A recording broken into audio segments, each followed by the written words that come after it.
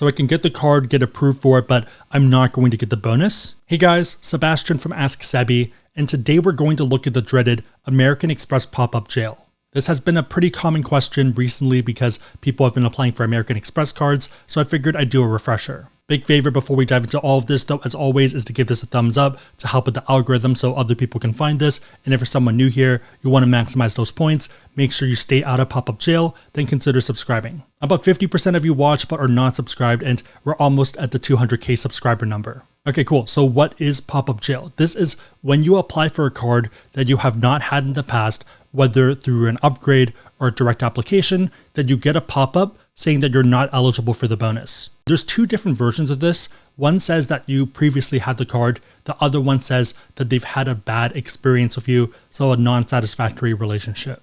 There are still some use cases where you might want to apply for the card even if you don't get a bonus, and we'll run through some of those in the middle of the video. With that said though, if you've never had the card, what causes this pop-up to happen? Number one is manufactured spend. So if you are someone who is doing PayPal or Venmo to your friends in order to hit a minimum spend, so the intro bonus, then that's probably going to get you flagged. American Express is probably the most aggressive issuer in terms of clawing your points back and just looking at things that they don't like and penalizing you on it. Ironically, certain other issuers will actually just give you warnings and tell you to basically quit it, otherwise they'll do something. American Express is pretty fast at the stick. Ironically, the bonus pop-up is kind of the middling version of this, so if you end up doing it to the extreme, if you do it in a way that they don't like, then they're actually going to just shut down your account and then blacklist you and close everything. Easiest way to think of it is imagine the very attractive girl or guy that you might be interested in. They're pretty cool, you like them and everything else there, but they're also very hot-tempered. If you piss them off, don't be surprised if all your stuff is out the door and on the street. Number two is self-referrals, where you use your own referral links to apply for a card. In the past, in 2019, we saw 3 different waves of shutdowns from this, and I'd just be careful and I wouldn't recommend doing this. We haven't seen shutdowns in 2020, but I wouldn't be surprised if it comes back, especially if things go back to normal. The main thing with this one too is that it's pretty easy for them to track because there's a referral ID and a referee ID, and it's your social security. Like the user accounts are going to be exactly the same. Number 3 is going to be low spend, and this likely has to do with profitability. One of the most common reasons I see for people getting into pop-up jail is them getting something like a Blue Cash every day in order to build history with American Express, don't spend enough on the card, probably sock drawer it, and then try to apply for other cards later on, and then get the pop-up. I think there's 2 ways American Express might be treating this, but there is a bit of speculation. A, maybe they have an internal profitability score per customer, so they have a revenue number that they're looking for, and they can see that you're negative. From my understanding, places like Amazon have a score like this as well, so if you're someone who does a lot of returns, then they're going to delay those refunds, but if you're someone who is only doing 1 or 2, then they're going to refund you right away before they even receive the product. The second option B for this is that you're being labeled as a low spender, so it's just not worth pursuing. So instead of a profitability score, it's more like a label that you previously got that they are now thinking is still true.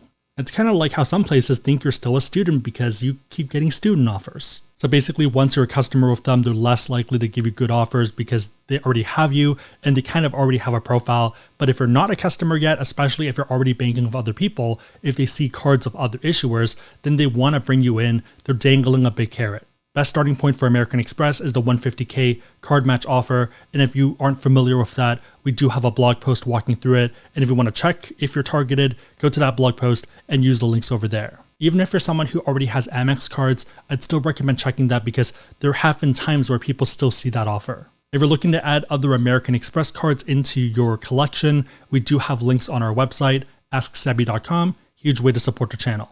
Back to it, number 4 is going to be if you close your cards early. So when you sign up for a card and also when you upgrade, you're agreeing to certain terms, and one of them is that you're not going to close or downgrade the card within 12 months of getting it. If you do this, it's considered abuse and it's just something that doesn't really work in your favor. One obvious concern is, well, does that mean I have to pay 2 annual fees because I don't want to get blacklisted? Not really, because when you pay for that second annual fee, or technically when it pops up onto your account, you have 30 days to either downgrade or cancel the card to get that refunded. So let's say I apply for the Platinum card right now today. I'm paying the annual fee at the first statement because that's how it works. And then in 12 months, there's going to be the second annual fee that comes up. And then if I downgrade or cancel within 30 days of that coming up, then I just get it refunded. I felt the need to explain it for Bunny because I think it comes up quite a bit. That 30-day window is also generally when you want to hunt for retention offers. So when you call in and you're like, hey, I'm thinking about canceling the card, maybe it's not a fit, I don't really like the annual fee increase, and the new benefits don't really help me. When you do that line, then oftentimes they're either going to give you points or money back just to keep the card for another year. If you do take the retention offer, you need to keep the card for another 12 months. We have a blog post with some retention data points if you want to go check that out and if you want to contribute to it. Be careful of downgrades as well because it might make it so that you can't get the intro bonus for that subsequent card. So downgrading from the platinum to the gold might lock you out of the gold intro bonus, and that just doesn't really make sense. Okay, cool. So we have an idea of what causes this. How do we get out of this, or how do we avoid this? What should we do? Number one, pretty straightforward, but don't piss off American Express. A lot of what they tell us is in the rules, so just try to follow them as much as you can. I would say that they tend to be more particular about earning points, so intro bonuses, and then stuff around annual fees, and less so about the credits. So there are certain things that are not supposed to work per the terms of the credits, but still generally do work. They can obviously change this in the future, but as of right now, that doesn't seem to be the case. Number two is to put spend on your card. So whether you want to stay out of pop-up jail or whether you're trying to get out of it now that you're in it, you want to put spend on those American Express cards rather than sock drawing them. The recommendation most people give is about $500 to $1,000 in spend per month and then reapplying in the future and seeing if you're out of jail. I wish we had a little bit more information here, but this is more of an internal algorithm. This is one of the reasons why you might not want to get an American Express card early, because they might flag you as a non-profitable customer. For me at least, when I was a student, my spend was a lot lower than it is now. Please tell me I'm not the only one who's eaten chunky out of a can without heating it up, because if not, then I should probably cut this out of the video. Number three is to apply for the card anyways and see what happens. If you end up doing this, I'd recommend trying to hit the intro bonus anyways. Some people have been lucky and got the bonus, but I wouldn't expect it. The obvious question is, why would you want to do this? What's the point? And I would say there's two different situations. The first one is if you need the benefits from the card. So let's say if you are going on a big family trip and you benefit from the free checked bags from the Delta cards, then that makes a lot of sense. If you're going on a honeymoon and you already have stays booked for the Waldorf Astoria or the Conrad and you want that Hilton Diamond status, then great, it might still make sense. I'd recommend just running the numbers to make sure that it's a logical move. So if I'm foregoing $500 in value, am I getting that back on the back end through these benefits? Does that make mathematical sense? The other option is if you're someone who spends a ton of money. So let's say you're someone who spends $5,000 a month on US supermarkets and also restaurants worldwide, technically, then it might make sense because if you have that high level of spend, the math just works out. On kind of a random note, if you are someone who eats out a lot,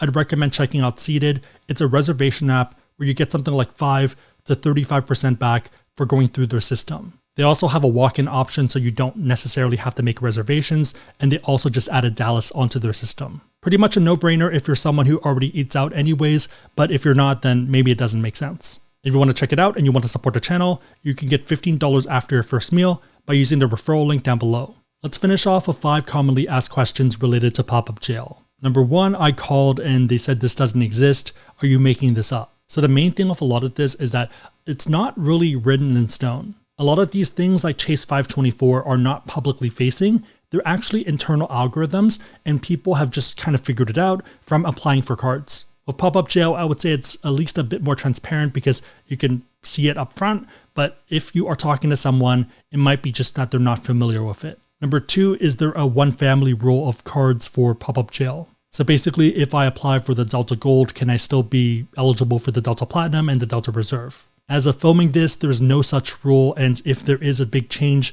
I'll probably pin a comment down below to that new video. But yeah, right now, you can pretty much get all the cards you want. They're all considered individual products. Number 3, kind of similar, but what about different variations or flavors of the Platinum card? Same thing here, even though their terms are kind of confusing, you can actually get all the different variations, and other people have still said that even with the new update.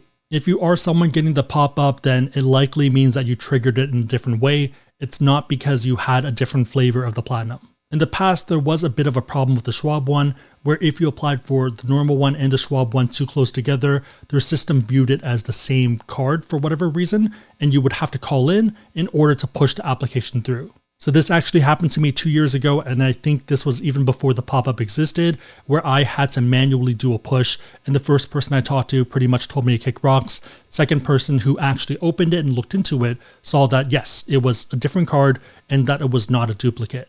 So as a filming, should not be a problem and you should be good. Number 4, do I think this is going to hurt American Express in the long term?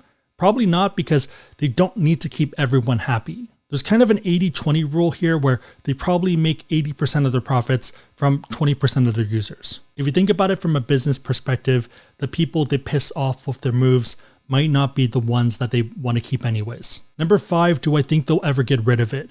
I think if they were going to do something, it would have been in 2020. The fact that it's still here makes me think that it's going to stick around in the long term, and if anything, it's going to keep evolving and changing. Maybe we'll see some additional rules as well. For us, end of the day, we need to just adapt and make the best of the situation. Sometimes it is about grabbing the points while they're on the table. Again, if you want to learn about American Express or other issuers' cards and you want to support the channel, we have links on our website, AskSebby.com. My question for you guys is, what's been your experience with the bonus pop-up, or have you been lucky to avoid it? Let me know and everyone else know in the comments down below. If you'd like to, give it a thumbs up. If you know anyone else who benefit, then share this with them. It'll probably help them out. But otherwise, hope you guys liked it. See you guys next time. We have a surprising amount of chunkies for some reason.